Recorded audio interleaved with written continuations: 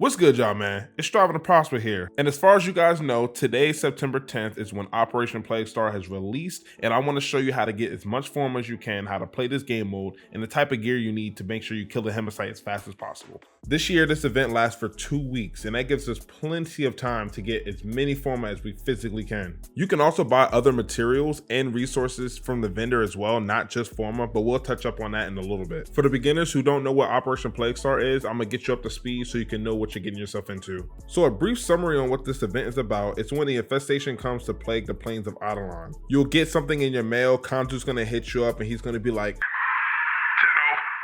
we need backup.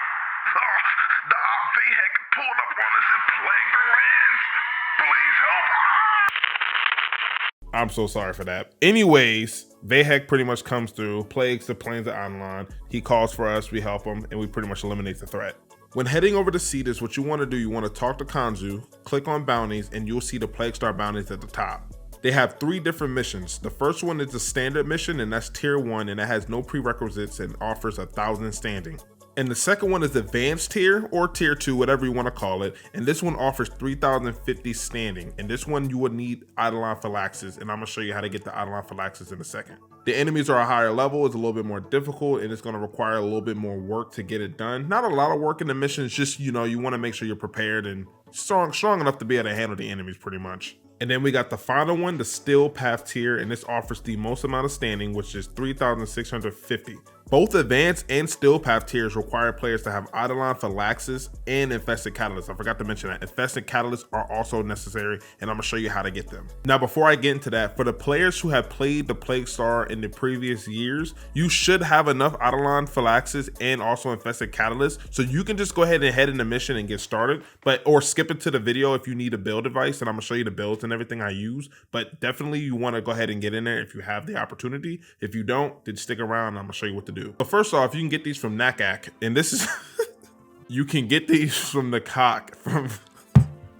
My apologies, my brain just turned off for a second. I don't know why I said Nakak, but you can buy them from Nakak, Eidolon Phylaxis. You can get 5 for 2,000 standing. You can play the standard version of the Plague Star bounty to be able to get 1,000. You have to play 2 times, and you can be able to purchase the Eidolon Phylaxis. And then once you get that, also make sure you go to your clan dojo, go to the bio lab. That's how you get the Infested Catalyst. Buy those, craft them in your foundry, and once you have that, you can go ahead and play the advanced tier or the Still Path tier. Now, once you have all that ready and you're ready to go, you can play with a squad or you can play solo. It's up to you. And the best thing you want to do in these game modes is bring someone who can get the mission done quick, bring someone who can get the drone to the destination the fastest as possible, or if you're running with a squad, just pick somebody who's strictly DPS. So for my baby Tenno that are new to the Plague Star altogether, it's just like any other bounty you play. Each bounty involves 4 stages: locating a toxic canister, defending it, escorting it to a drone, and make sure the drone gets to the infested boil, and then finally you defeat the Hemisite boss. The only thing new is the Hemisite boss. Now, right before I show you how everything works and how to get to the Hemisite boss and defeat the Hemisite boss, let's talk about some Warframes and gear that you should have. As far as Warframe goes, you can pretty much bring anybody you want. The only reason why you might see a lot of Novas, Vaults, Wisps, Titanias is because of the fact that they can speed this mission up really quickly. Nova, Vault, and Wisp are like crucial when it comes to speeding up the drone. That's like the most annoying part of the whole thing. Yeah, the 3 minutes that you have to wait to defend the little thing could take a while, but the drone, that could be a little annoying. So the quicker you can get that done, the better. Nova's a little different when it comes to speeding up the drone, and it's actually my personal favorite way of speeding it up. You're gonna need Nova's wormhole ability. This is how it's gonna make it work. Unlike Volt and Wisp, when you just press an ability and it just goes zoom, this is different. You have to place the wormhole at a good angle for the drone to kind of glide into it, and it will teleport really far. A good teleport can send it about 70 to 80 meters, so this is a good amount of distance at a time, and if you can just place it perfectly each time, you're gonna get it there in less than a minute, guaranteed. And Volt is really good too, and I'm gonna show you a Volt clip in a second. Volt just sends that drone flying. So literally, Volt, Nova, Wisp, you can pick any frame that will speed up the drone. You're gonna get this done really fast. And some good damage hitting Warframes, you can go with Mirage, you can go for Titania. Titania is a high pick as well. You can go for Chroma, you can go for Rhino. It's up to you. Those Warframes have abilities that can boost their strength, and especially Titania with her Razor Wing, those Dex Pixia pistols shreds the Hemisite, just completely destroys it. Now let's talk about the weapons that I highly recommend you to have. A quick note though, you want to build these weapons for fire rate. You don't want to have a single shot weapon. You want to have a fast shooting weapon. Build that weapon for corrosive if you're not stripping the armor. If you are stripping armor, or anyone on your team is, build for blast. And you also want to build for high crit. That's all we're looking for. Fire rate, corrosive without the strip, blast with the strip, and high crit. A great weapon that you can pick is the Burston Incarnon. This one has good fire rate and it just shreds any enemy, even the Hematite. Shotguns work great as well. You can use the Kuva Kohm, the Incarnon, any shotgun you want, or any weapon that has a good fire rate. I've seen people use the Prismagorgon Incarnon. It's completely up to you on what weapon you bring. Just make sure it has good fire rate. You don't want something that shoots very slow. No bows, no single fire weapons. Great fire rate is what we're looking for. And for the secondaries, there's only one weapon I ever used for the Plague Star, and it still remains the king in my opinion, the Pyrana Prime. Lastly, for the melee, we're going to use the Vastilok. This is a gunblade, and this is really important because this is going to shred the Hematite's armor.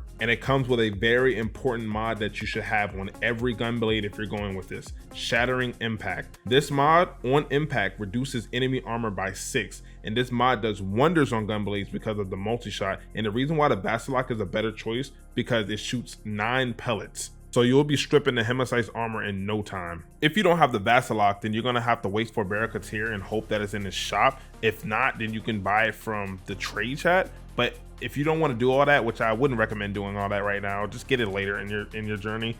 The Sarpa works just as good. The only difference is the Sarpa shoots 5 pellets instead of the Vastilok's 9, which makes the Vastilok so much better, but it still works. It's just gonna take you a little while longer. You can buy this from the market, easy buy, like 25,000 credits or something like that, and just craft it. Now for what you all were waiting for, let's get into the builds. I'm gonna show builds for the Warframes I mainly use, and I'm gonna show you a Titania, I'm gonna show you a Nova. I don't really use Volt, I just play with Volts in the game, but I usually go for Titania or Nova, so I'm only gonna show you the builds for those and for the weapons that I listed. Now for the build, this is my everyday Nova build. You do not have to copy this to the T, because technically you don't need all of this. You just wanna build for strength, you wanna build for efficiency, duration, and range. You don't really have to build for too much on efficiency, it's just you're gonna be using your abilities quite often if you're playing by yourself, so you want to make sure you have good energy management. But other than that, you really want to focus on duration and range and strength. Also, Prime Surefooted is a must-have. If you don't have that, then go for Handspring, because the Hematite does its knockdown move almost all the time, and you don't want to get knocked down. You want to stay on your feet, because that's gonna get you killed. So you definitely want some knockdown resistance. And for the Arcanes, you can keep Arcane Energized, that's pretty good, but you can replace Molt Efficiency with Arcane Velocity for your fire rate. That would help a lot. And for the Burston Prime, this is my build. Now, I didn't know I was rocking Bane of Orkin this whole time with the Hematite, so I'm gonna switch that for Bane of Infested. You can use a Bane, you can add more crit, it's completely up to you. This is my Kuva Kohm build that seems to work really well. It can be tweaked a little bit. In Primary Crooks, you can switch that out with something else. I just wanted to test something, but I mainly just use a Pyrana, but this is a good build. If you wanna tweak it, definitely tweak any of these builds. This is the build I went for, go nuts. And in the Pyrana Prime, this is what I always use. This like literally kills everything really fast. You build for fire rate, you build for multi-shot, you build for damage, you build for crit. That's pretty much all you need. Steady hands is pretty important if you want, you know, good control. You don't have to have it. You can switch it for something else. You could tweak this build, up to you, but this is my Pyrana Prime build, and this shreds the Hematite.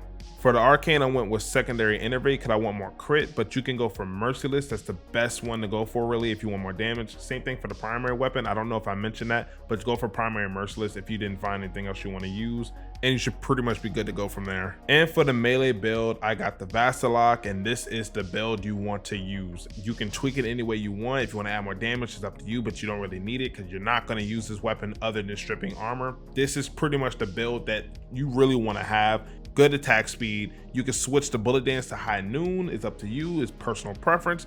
But the one thing you need to make sure you have is that shattering impact. Like I explained before, this is how you shred the armor as fast as you physically can. You don't need an arcane, you don't need to add anything extra to this. You don't even need the form of this thing. These mods are good. And if you have the Sarpa, same thing, put that on, same build. If you don't have Prime Fury, just go regular, but this is what you want to have. And as far as Titania goes, this is her build. Nothing too major, something simple. She's really good because her Dex Pixia on her Razor Wing, those pistols, that is what the damage is going to be about. You're going to slay that thing. All you need to do is wait for them to open up their weak spot.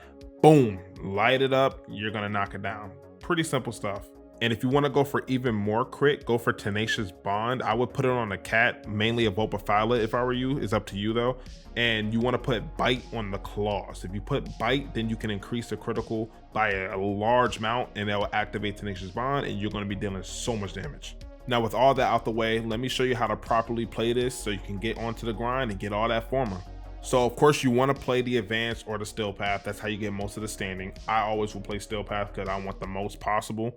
And all you got to do, hop in the mission. You just run and find this canister. It's pretty far out. Make sure you have an arc wing. I don't have the fastest arc wing, but just get an arc wing that's quick and just zip to the destination. And you want to find this canister. Once you find this canister, then you got to go deliver it to this little defense station, but you got to input the canister inside and let it do its thing. You have to protect it for 3 minutes. You cannot speed up the time. This is just 3 minutes. This is the only part that's slow of the mission. So just wait the 3 minutes and get it done. If you're playing with a squad, whoever picks up the canister has to activate it. So if your teammate picks it up, you can't start it, they gotta start it. So make sure you guys are quick and you're paying attention pretty much. Then once that completes, you pick up the canister and then you deliver it to the drone, and the drone is gonna head over to the hive. So this is where if you have a Volt, you can use your speed to speed it up. If you have a Nova, use your wormhole. If you have a Wisp, use the moats to speed up the drone to get it there as fast as possible. That's how you do that. And once the drone arrives to the hive to purge it, the infestation is going to go crazy. So you got to reduce the numbers of the infestation.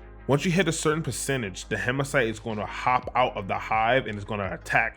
Don't go too close to the hive because it will take damage over time. It's going to eat the heck out of your health. So do not get super close to the hive. Once the Hemisite comes out, the first thing you want to do is get your gunblade and go ham on it. So that little shield that you see right next to the Hemisite's little health bar, that's the armor bar. As soon as you see that go away and depletes and you see that health bar turn red, armor stripped. So if you're playing Nova, you want to time it right. Try to time it as nice as you can. Use your 4 to slow down the Hemisite. So when it opens up its little hatches or its mouth or reveals a weak spot, it's gonna have it open for a long time because it's super slow. And once it's open, go ham on the weak spots. I'm telling you, especially with the Pyrana, you'll be dealing some major damage. And if you have anyone on the team that has anything that can boost your damage, like Roar, Eclipse, you're only gonna shred it even faster.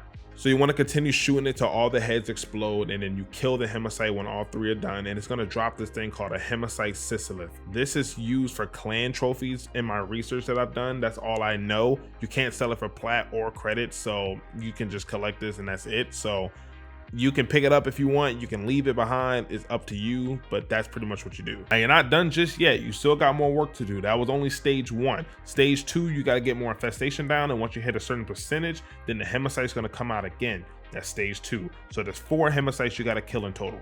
Once you kill all the Hemisites and you finish them and get the infestation down all the way to 0 and 100% completion, you're going to get the bounty reward, and you can head over to Cetus and you're going to get the rewards. It should take you about 13-15 minutes to complete all together. You can get it done quicker than that, but most of my runs were like 11 to 13 minutes, and that's not bad. That's kind of average in my opinion. So just keep practicing, keep playing, and get it done quicker and quicker. And then you want to head over to Nakak and you can exchange your standing for Fully Built Forma. This is how you get a lot of Forma. Do not waste time, do not hesitate. Lock in. If you have the opportunity, lock in, get as much Forma as you can, and pretty much that's it. I hope this video was very informative. I try to keep it nice and brief, but I wanted to make sure you guys got a full understanding of how this works. Please like and subscribe if you felt like I've earned it, and please leave a comment down below if you have any questions, concerns, or tips you would like to add yourself. Remember, all feedback is great feedback. We're on a journey to strive and prosper until we thrive. I want to thank you all for watching. I hope you all have a great day, and I'll catch y'all later. Peace out, man. We striving to the top until we thriving. Thank you all for watching, and I'll catch y'all later. Peace out, man.